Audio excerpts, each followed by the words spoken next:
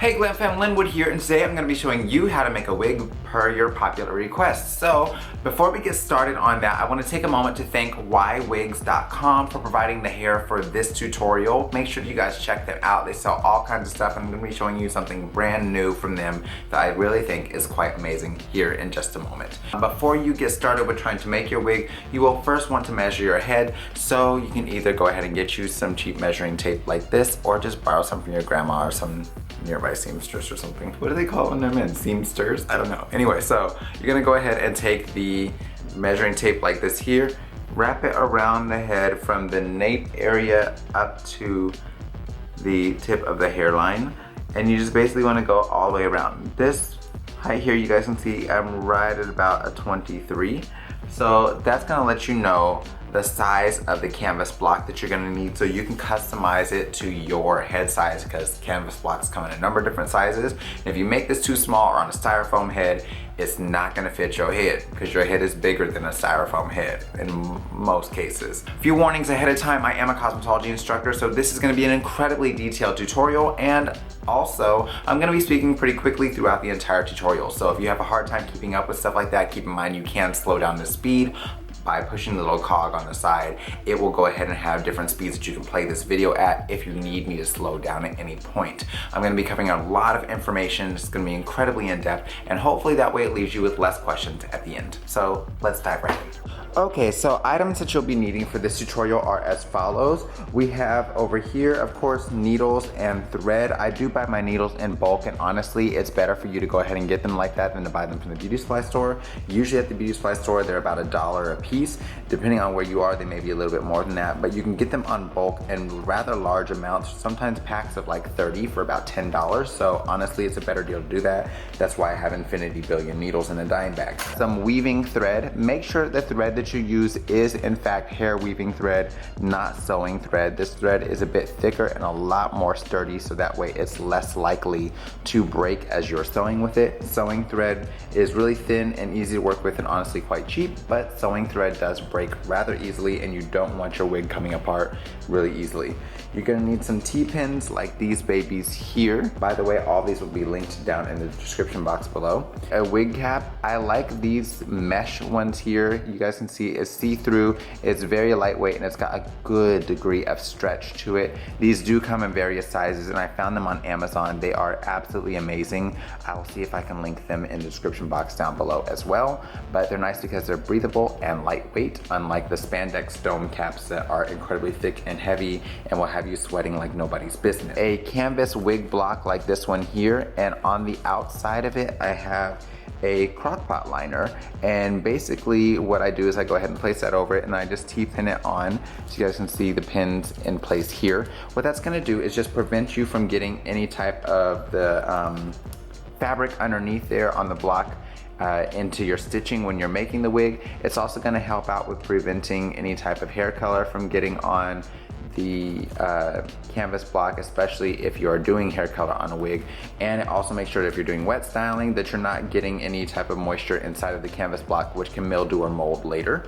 Headstand. So I've got a headstand like this one here that canvas block is gonna go on. You'll be needing hair, so I'll go through that in just a moment. And optional, we've got some tweezers here, some sort of cutting tool. So I've got a razor and I have shears, and you may also, well, you definitely also want to get a pair of junk shears. So let's talk about this hair. Alright, so as I stated earlier, the hair provided is from YWigs.com. Make sure that you check them out, and they made sure to put all of this hair here in this lovely bag here that you can carry your gym equipment or whatever in later. The reason why you did not see some of the other things that I have down here listed in the items you would need is because they send it with these items. So if you needed a wig cap, they send the wig cap with the hair. And also if you needed an elastic band, which I'll show you what that's for later, they did send an elastic band and a comb to kind of help hold that wig secure. Your elastic band that they already cut and everything for you, as well as a couple of combs, and I'll show you how to utilize those later in this tutorial. But let's dive into this hair. So we've got a 16, an 18, and a 20-inch bundle of straight hair. These are all natural color. They have not been processed with any sort of hair color, so they are virgin hair. I'm gonna go ahead and open up the longest one so we can feel for the quality. Okay, so starting off, I must say this hair is impeccably silky. It feels amazing. Oh my gosh. I'm not seeing any split ends on the hair. It is wonderfully straight, but you do want to make sure that you are aware that whenever you're going for longer lengths, like this one is a 20, so I would say if you're going for 20 inches and above, like 22, 24, things like that, you may need a bit more hair because hair is traditionally sold by weight. So the longer the hair is, the more hair you have this way that's accounting for the weight of that bundle, which means the bundle is not going to be as thick as it would be for something else. So I'll go ahead and open up the 16 and that way you guys can see the difference in the amount of hair you get. Okay, so here I've got the 16 and I have the 20. And I don't know if you guys can tell the difference in the thickness between the 20 and the 16. You can also tell this way. There's more hair on a 16 because there's less weight from the length of the hair. So you get more bang for your buck when you're going with a shorter length in terms of the amount of thickness you'll get. But if you're wanting longer hair, you may have to buy an extra bundle. So instead of doing 3 bundles, you may need 4. That's something to note. Of course, the 16-inch hair feels just as impeccably soft as the 20-inch hair, which is rather impressive. But let's go ahead and talk about the game changer here. Now, YWigs.com also sent this lace closure here. This is a 16-inch closure. The thing that is amazing about it is the fact that this is a 6 by 6 inch closure. This is rather large and it has a massive amount of parting space in it. The typical closure that you would see from most brands is going to be a 4 by 4.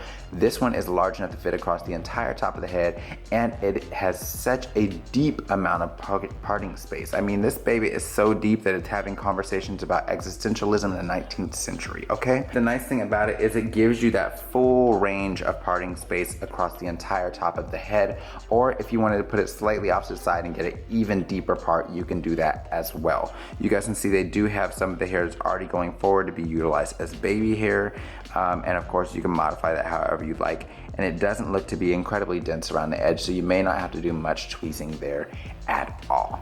So that's pretty much all I have to say about that. This baby here is the game changer because most of the time you've got a closure that is about this big, and in this instance you have all of this space to work with here. So this is a massive amount of space. Just to kind of show you guys here, that's a huge closure, especially if you're not one where you like a full frontal closure, or if you don't like the 360 closures that go all around the head. So the wig that I'm making is going to be a 21-inch wig because it's for my beautiful wife Alison, who has a 21-inch head. So you want to make sure that measurement that you use beforehand, you use to order the same size canvas block. Like I said, these come in various sizes. So this baby here is a 21-inch block. Just so you know, the flat side of that block is the front. The rounded side is the back, and this is for the expanse of the head here, just so you know, and just so you're not putting that cap on there backwards. Is go ahead and begin by taking your cap here, and you're gonna place that on there. Now, I don't know how well you guys can see, but it kind of comes like a V formation here. I'm gonna utilize that in the back. So tag goes in the back. On the front, you guys can see how it has this straight line here. I want you to think about that as the round of the head right up here. That's pretty much where we would want that to sit. So I'm gonna place that portion on the front, the tag portion on the back. I'm gonna go ahead and just take a couple of T-pins and I'm going to pin here and there. So primarily towards the back of the wig, I'm just gonna go ahead and pin a couple in there like so. And up front, I'm gonna be doing something a little bit different, which you guys will see here in just a moment. Now, when threading needles, I always like to do 2 arms lengths on thread. So usually what I'll do is go ahead and take it and stretch 1 arm length out. You know what I'm saying. And then I'll take again and stretch another arm's length out. From there, you wanna take your scissors. And this is where the cheap scissors come in. And you just wanna go ahead and cut that thread. From there, I'm gonna go ahead and take one of my needles and we'll just thread that needle like so. All right. Now, from there, you just want to go ahead and match up your ends, and you're going to tie a knot in the ends of it. Now, I know that seems really basic for me to tell you that, but if I don't tell you, someone's not going to tie a knot in the ends, and then they're going to be upset with me in the comments. So I'm going to show you a super easy trick on how to tie these ends, which basically you just want to match them up like this here. Then you're going to go ahead and take the ends, grip them between your index finger and your thumb, wrap it around the index finger like this here, and then just roll your finger on out of there and slide. And you instantly have a knot in your thread. That tip alone is worth so much money, and it will save you so much time when it comes down to tying these. Typically you'll want to thread anywhere from 13 to 15 needles, because that's about how much it's going to take depending on the length of your arms and the amount of hair that you're using in there. So now you guys know why I have so many, instead of having like 2 needles and having to constantly stop and thread more needles. For our next step, we're gonna go ahead and take this frontal. Now, some people would like to go ahead and bleach the knots. I do have other tutorials where I show how to bleach knots, but this ain't those. So I will be going ahead and probably linking a couple of videos on how to do that. But I'm gonna put this closure in the area of the top of the head where I would typically want it. And what I'm gonna do is I'm gonna go ahead and place that to where maybe the baby hair is right along the edge of the wig. The rest of that will just kind of be in place on up here. So this is where your T-pins come into play. And I'm just gonna go ahead and grip a T-pin and pin on each of those corners right into that cap. As you guys can see here. I'm gonna do the same thing on the opposite side here. And you wanna make sure on this closure around the edge is kind of stronger. So you guys see like the bold portion here? Those are the areas that you'll want to pin through. It's able to take a lot more abuse because it's been structured in that area. So we're gonna pin that area all the way around, and then from there we'll go ahead and move on forward into the next step. You're pinning in the front of the lace, make sure you pin a good ways down so that way if there is any tearing, it's not gonna mess up your closure. Once we've got that taken care of, we're just gonna go ahead and begin to stitch on the wig. So I'm gonna go ahead and show you guys here, and I'll see if I can get you pretty close on in here so you can see exactly what's going on. So let me zoom you in here. So just so you guys can see how this baby is pinned in place. Now from there, I'm gonna go ahead and begin on this corner here. I'm just gonna hook right on in there. And I'm gonna pull straight through. Once we've done that, don't pull it all the way through. Take your needle through the loop on your thread, like this here, and then pull that baby right on through. That way it gives you something a bit more to kind of anchor onto. Now, what I like to do, just so this thread isn't hanging, is go ahead and pull that baby in the direction that you're going to be stitching, and that way each stitch is going to go ahead and cover what you need. So from there, I'm just going to go right on underneath, pin through the wig cap and the closure, and we're just going to pull right on through there. Now the stitch that I'm doing is called a blanket stitch, which I'll show you more in detail when we start getting to wefts being put on there, but just so you guys can kind of understand. And you'll want to make sure your stitching is rather close around the closure, because this is what's going to give that wig as much structure as possible.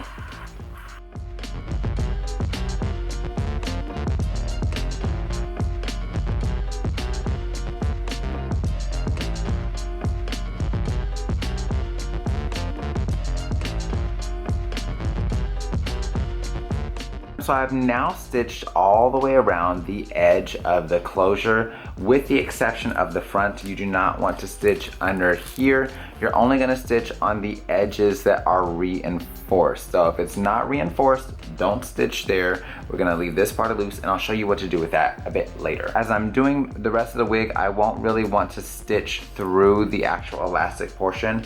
I want to stitch the fabric that sits on top of the elastic portion, like what you would see right here, not actually through this, but when you're sewing the closure on, you can stitch through the elastic because you want it to hold secure along the edge of that closure. All right, so remember I told you guys the closure is a 16, and then YWigs.com went ahead and sent me a bundle of 16, 18, and 20. So because this is 16 up here, I'm gonna go ahead and make sure to use the bundle of 16 up a bit higher. We'll use 18 in the middle, and we'll use 20 down along the bottoms. And that way we get more of a layered look out of it. So I've got this bundle of the 20-inch hair that we talked about earlier, which, like I said, feels impeccably soft. I'm really impressed with this hair, you guys. Like, look how well this hair is. It's amazing. So we're gonna go ahead and take that, then from there just remove the rubber band. All right, just to have a quick look at this hair, you guys can see the wefting is rather flexible, which is fantastic. I cannot stand to work with thick wefting because you should be able to fold it and it be rather flat. So that part is actually quite nice. So that portion there is nice. There is minimal bearding. So bearding is the little straight hairs that stick out there. That's where the hair is folded over and sewn in place. You want the bearding to be a bit shorter like this is here, because the longer the bearding is, the more tangling and knotting you would get at the base of the weft. So that minimal amount of bearding is fantastic. Now, because you can easily customize these wigs when you're making them yourself, I'm gonna go ahead and leave this hair folded in half, and we're gonna stitch 2 by 2. I hope that makes sense. If not, I'll explain a little bit more here in just a moment. So a lot of times you'll see people where they'll just stitch 1 track. In this instance, we're gonna be putting 2 tracks side by side, and I'm gonna go ahead and begin taking them and securing them across the back section of the head where the nape would be, and we'll stitch right on across there. I'll pin that baby in place. You guys can see this is why I leave those T-pins a little further out. So if I need to, I can just hook right over that. So you know what, honestly, because I can do that, I'm not going to go ahead and pin that side in place. I'm gonna go ahead and take my needle and thread, and we're just gonna start on the edge here and keep on moving forward. Starting at the end here, and I just wanna go ahead, I'm gonna go right on underneath where that fold is.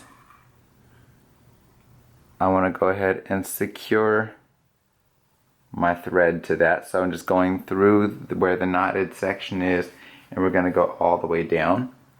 And then I'm going to go all the way underneath that weft and through. So before I take it all the way through, I just want to loop through that portion there so we can catch. And that way it's going to help to secure it in place.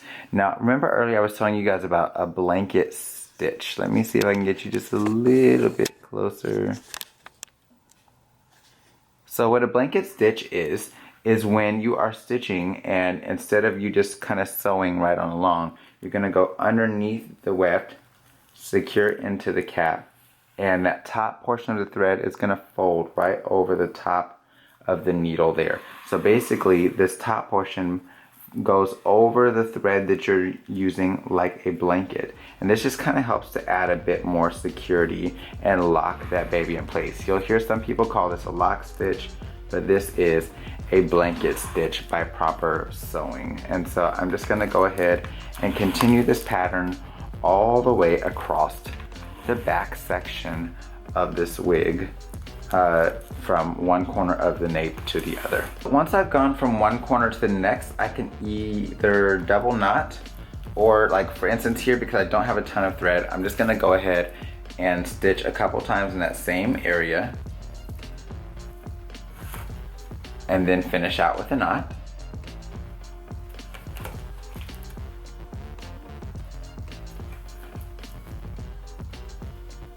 Make sure it's nice and snug, and then just go ahead and trim that right on off of there. Then what you can do is I'm just gonna go ahead and place a pin about where I would want that on the other side. So that's where I wanna take the track up to. I'm gonna go ahead on this side that I just finished at and fold that weft right on over. I'm just gonna place it on top of that section on over there. So this way I'm able to just move right on up and continue stitching right on across, and it will come up a little bit, bring it back across this way until we run out of hair. So by now you may be wondering, why would you even make your own wig? This seems like so much work, but honestly, you can do it for a number of different reasons. So you can do it to be able to customize the wig and make it a heavier thickness for like what you would like if you want more density. You can use it to get more length for less money because you can actually save quite a bit this way. Or you could use it as a side hustle to be able to make extra cash because now you're learning a skill that other people are willing to pay for.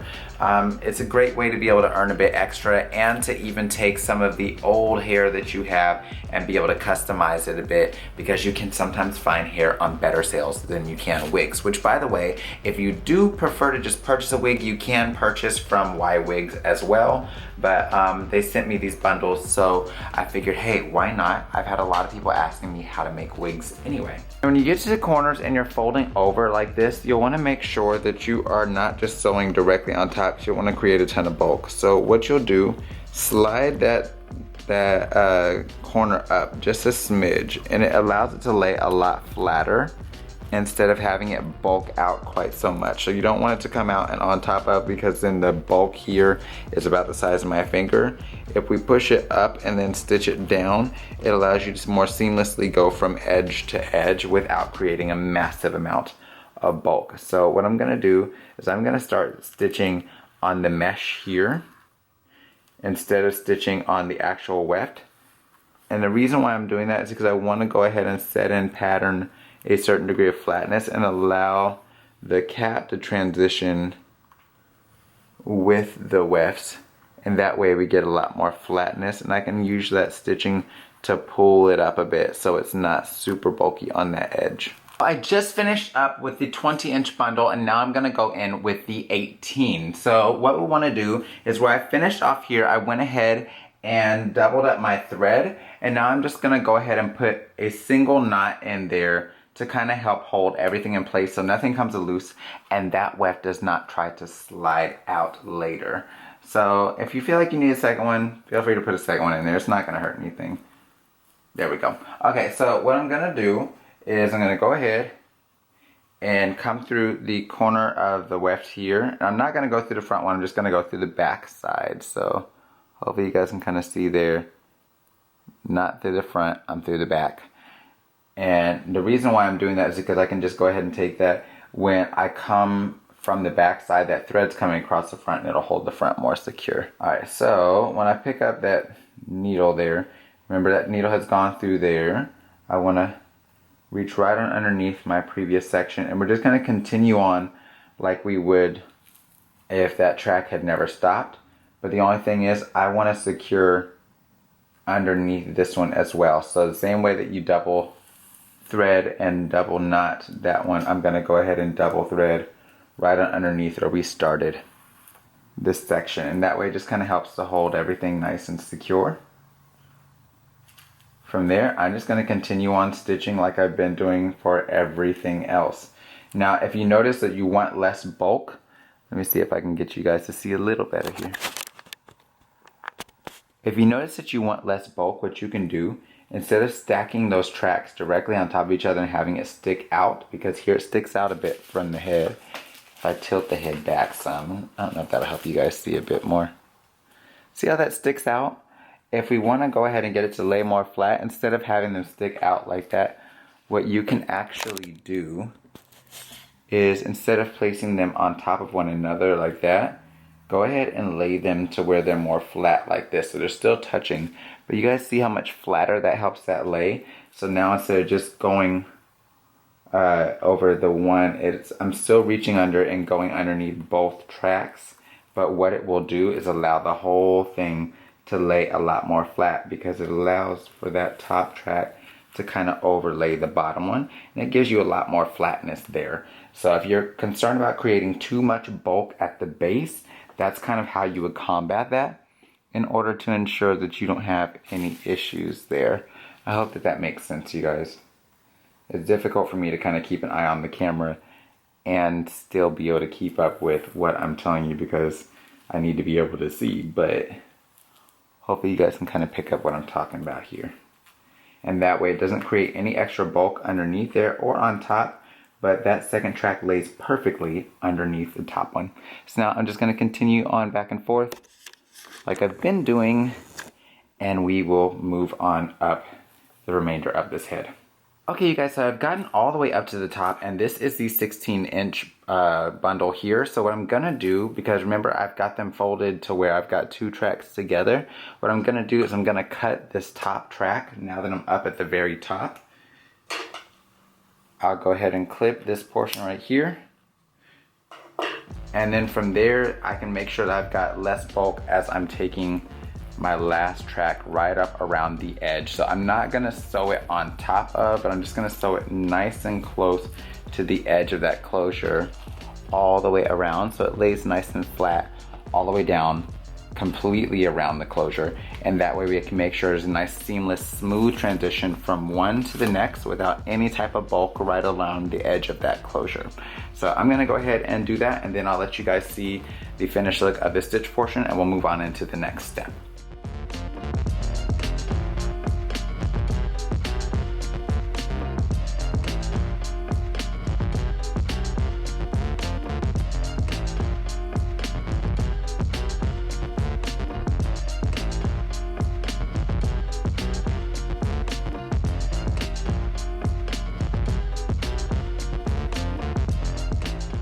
So now that you've got this wig finished, what we want to do is just go right around. I'm going to start removing some of these T-pins from the border of this wig.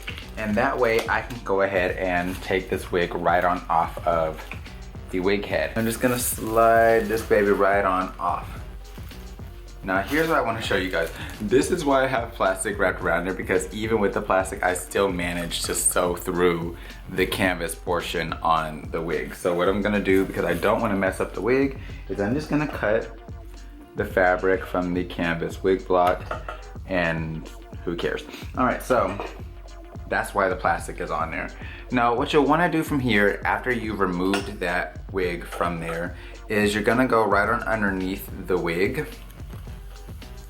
And right where that closure is, there's gonna be a pocket in there now. So what we wanna do is go in and remove all of this from the wig. So we're not gonna cut the lace closure, but we are going to go ahead and remove the black cap portion from just underneath there. So what I like to do is put my hand in there, just like that. And then from there, we're gonna get in nice and close. You can leave a little bit of lip because you don't want to cut the lace by accident. But we're gonna go ahead and get in nice and close and begin removing the excess of that mesh from the underside of the wig cap, all along the edges where you have stitched. Now this is why earlier I was telling you guys, do not stitch around the front where it's not reinforced, because all of this portion here needs to basically be taken out, and we want to make sure that we leave everything in there intact. This is also why I said you can stitch through the elastic here, but you don't really want to do it anywhere else in the entire wig. From there, I'm going to go ahead and flip this baby back right side out, and I'm going to toss it back onto the wig head. You guys see the difference now? Now you can see kind of how those knots and things are looking right on up front. And you know what? Usually I would do a bit of tweezing and things, but I like the density of the hairline that they have here. So I'm not gonna do a ton of tweezing or anything like that in this area, because I honestly think that this looks really good. If you guys can kind of see here, let me zoom you in. It's not too thick or bulky. It's not like a Barbie hairline. So YWigs.com did an excellent job with that part as well. I really haven't found anything to complain about with this hair so far. So from there, what I want to do is I'm going to go ahead and start looking at where I want to put that part line. And of course, you can part literally anywhere in that wig that you want. And there's a number of different ways that you could do this. So I could either go ahead and take a bit of powder foundation and lay it in the part line here. You could bleach the knots, which I'm not going to show in this tutorial. Or if you're looking for a way that is simpler, what you can do is take this wig, take it on off of there, turn it back inside out, and we're going to turn it inside out just like that. And then I'm gonna place it back onto the wig head like so. Now I know that probably seems crazy. Just give me a minute. We're gonna go ahead and begin pinning that cap right back onto the wig head. And what I'm gonna do here, just take the tail end of my comb and slide on underneath. We wanna push all of this hair back and up underneath everything else, because I don't want this next step to be messing anything up. So I'm gonna go ahead and take my tail end of my comb, slide right on underneath on this side as well. Just like so. And I'm gonna begin to pin the back of the wig as well, just to kind of hold everything sturdy and in place. Once you've done this step, you can either take your foundation and put it up underneath here pretty heavily, or you can honestly get some Sally Hansen's airbrush legs if you don't want to go through bleaching the knots. Like I said, I do have tutorials where I show how to bleach knots. This ain't that tutorial. So I'm gonna go ahead and take this. This is an Alison shade, which is Deep Glow. And they have it in various shades, but I'll put it down in the description box below as well. And what we're gonna do, let me not put a hole in my wall. What we're gonna do is I'm gonna go ahead and just begin to spray that on the underside of this wig. And don't be afraid to get a little liberal with it, because you kind of want it to soak through just a little bit. Now I must warn you in advance, this stuff is gonna make a mess. You guys can see on camera where it's heavier, so I'm gonna go in and just spray it a bit more here and there. I think I got a little too heavy in there. I say that right before I spray more on there. You can either allow it to air dry or you can blow dry that. Because I am impatient, I'm gonna blow dry it. So I went ahead and blow dried it, and it's not completely dry, but as I said earlier, impatient, so womp. Now you guys can see the downside of using that spray is it does kind of get a little bit of everywhere, but that does come off with a little bit of like a wet towel and water, so I'm not tripping about that at all, but just so you're aware. And we're just gonna take these pins on out and go ahead and do this here. Now if you're wanting a more professional look, I would suggest bleaching the knots, or if you want to look where like you're not having to worry with all of that. But this is honestly one of the easiest and quickest ways to go ahead and get this taken care of. So from there, I'm gonna flip that wig back right side out, and we're gonna pop it back onto the cap. And you guys can kind of see here, just by doing that, it gives you more of that shade that you're looking for at the root area. So as I'm taking it and parting that hair out, now I'm getting more of those tones that the scalp would typically give without having to go in and bleach knots, things like that. So the nice thing is here, it allows you to really easily get that tone at the scalp area with no major ordeal. And if you feel like you've got a little bit too much going on, you can mist with just a bit of water and wipe with a towel, and the excess comes right on off of the hair, or you can just take a damp towel and wipe it. All right, so for this next step, I want to be able to see exactly what's going on. So I'm just gonna go ahead and mist my towel like I told you guys earlier.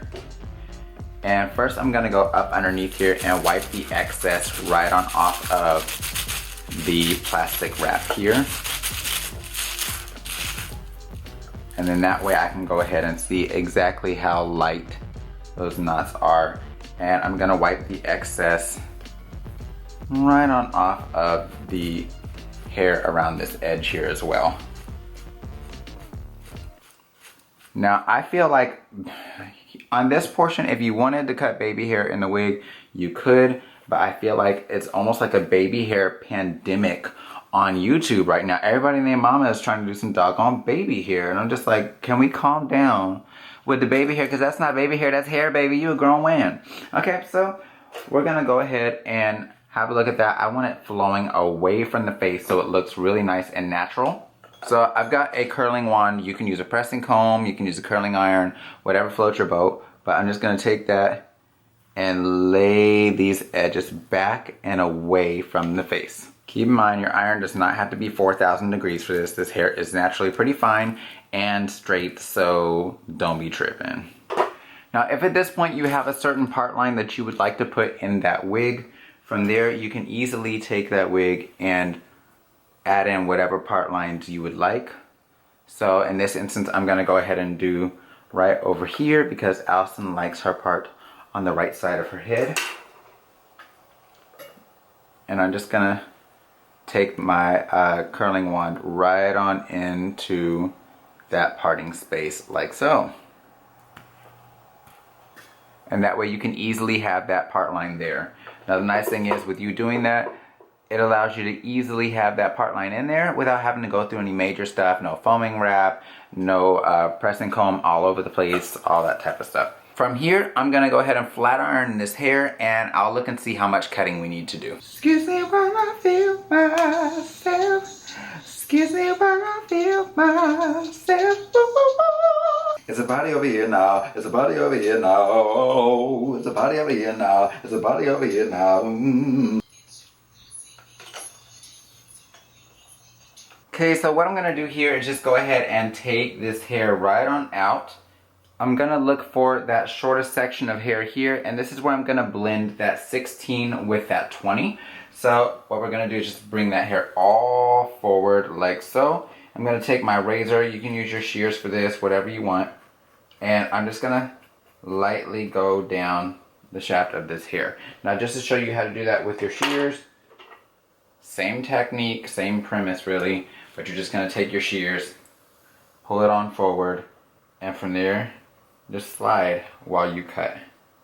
And that way you're able to blend the short with the long. So if you don't wanna do a ton of cutting on that length because there's not any split ends, then by all means, feel free to keep it as it is. Look at that hair. Tell me that's not good quality hair, y'all. This stuff is so movable and silky. This stuff is great.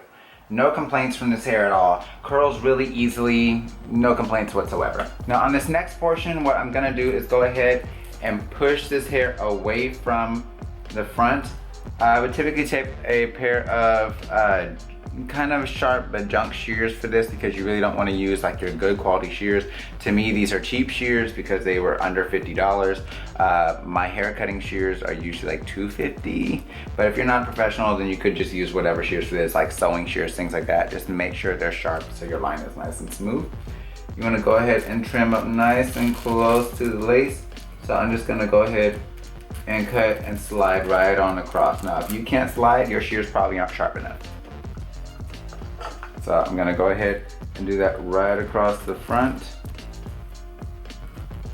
all the way across there. So from there, I'm gonna go ahead and snatch this baby off of there. I'll show you guys how you can attach combs and all that.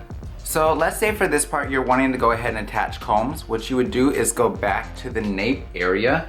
Now, because there's so much lace up here, I'm not gonna put any combs up along the front. I'm just gonna go to the corners of the nape. I'm gonna sew one here, and we'll sew another one right here. So that way we've got both the corners of the nape, and it can link underneath whatever braid you would have in the back. And just stitch it on like you would do the tracks on the top of the wig.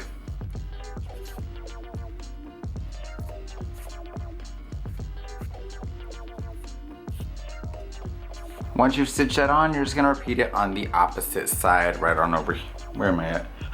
Right on over here, and then from there we are pretty much good to go and we can attach the band.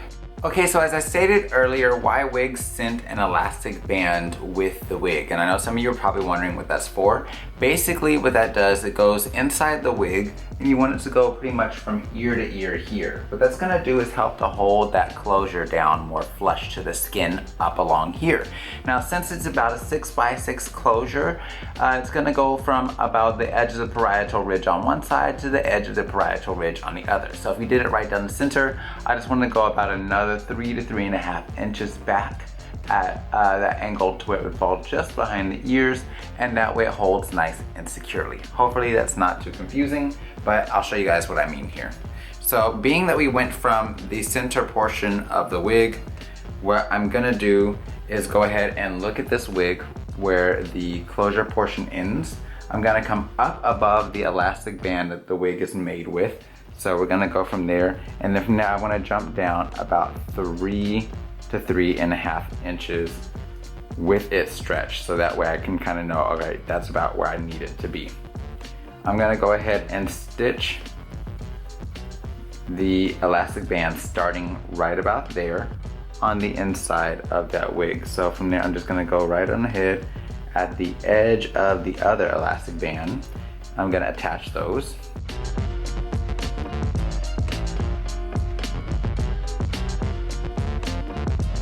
Now, because the edge of this can fray, you wanna make sure that you go a little deeper into the elastic portion of the band. So don't just try to go right up on the edge like this.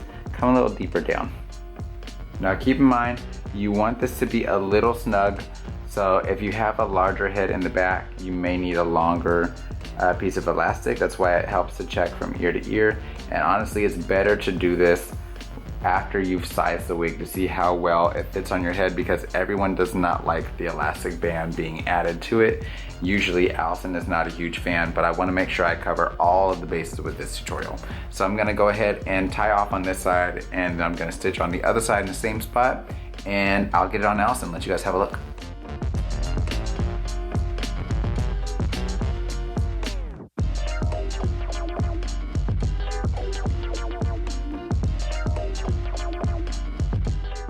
Alright, so you guys, this is some bomb hair.